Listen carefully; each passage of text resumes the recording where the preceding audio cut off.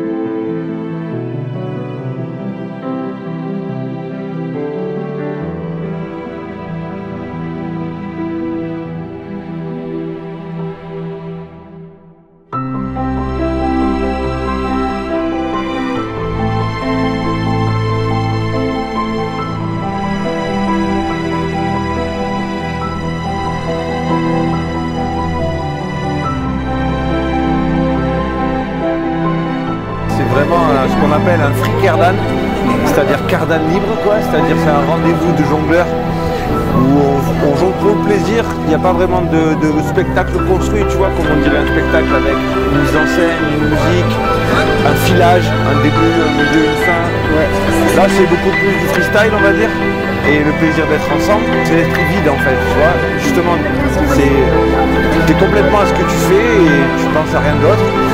Les flammes augmentent la concentration, tu vois, la jonglerie et la danse, parce que il y a certains qui sont plus jongleurs, d'autres qui sont plus danseurs, et tu vois, ça navigue entre les deux, selon les degrés, ouais. Voilà.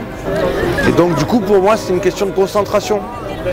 Donc tu vois, moi qui jongle avec des agrès, je sais exactement où est le feu, je fais attention au vent, et après c'est l'habitude. Mais il y a quand même des choses auxquelles on pense, tu vois, c'est pas... Après, il y a un cracheur de feu, ou quelqu'un qui va avoir moins bien maîtrisé où est son essence, elle peut voler dans l'air, peut venir sur son t-shirt, dans ses cheveux, etc. Là, il peut y avoir un danger en fait. Donc si tu fais bien attention, quand tu trempes, le surplus, tu les sors, tu l'enlèves. Bon, ce que je veux dire, c'est qu'il y a plein de choses pour la sécurité en fait. Il y a un protocole de sécurité en fait. Tu fais les bons gestes, tu as les bons vêtements, tu fais attention au sens du vent. C'est des choses bêtes, hein, mais voilà.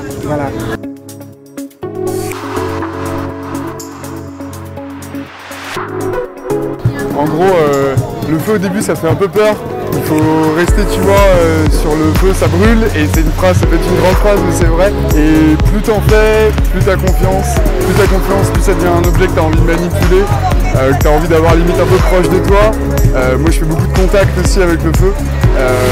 Je pense que le fait que j'aime le feu et que je le manipule avec autant de précautions entre guillemets, c'est que je me suis brûlé pas mal de fois.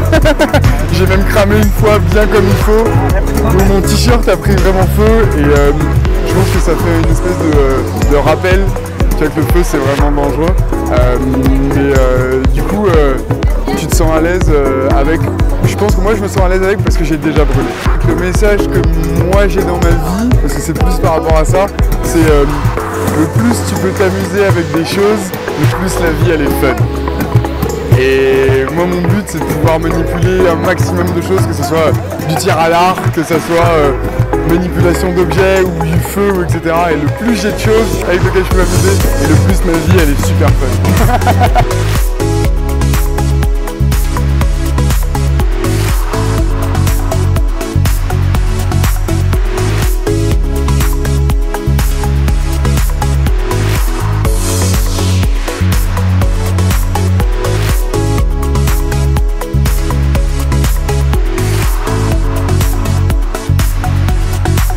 la base, comme mes autres collègues, c'est une passion.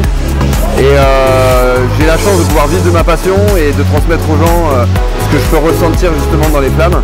Et c'est un bonheur pour moi justement de pouvoir partager ça avec le public et même mes amis avec qui on partage ça. Et c'est que du bonheur, quoi.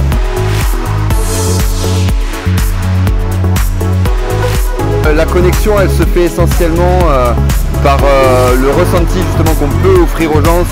Ça les réchauffe, ça les émerveille, ça leur vend un petit peu de rêve, parce qu'en ce moment les gens ils ont cette amertume de la vie, ils sont un peu froids, un peu tristes, et on essaye d'égayer un petit peu ça par les flammes, parce que comme on a toujours dit, le feu c'est la vie, et ça permet vraiment d'exhorter un petit peu tout et n'importe quoi. Et le fait de pouvoir partager ça, c'est un bonheur pour moi. Ça fait plus de 10 ans que je fais ça, et le but c'est vraiment de s'adapter à la musique pour que la musique soit là pour transcender notre art. Et on réagit à la rythmique, on réagit au tempo, on réagit au public aussi, parce qu'il y a certaines personnes qui ont peur, donc on est là pour les rassurer. Il y en a d'autres qui sont un petit peu renfermés, donc on est là pour les ouvrir aussi. Donc c'est vraiment un échange qui se fait comme ça entre l'artiste sur scène et le public dans les gradins.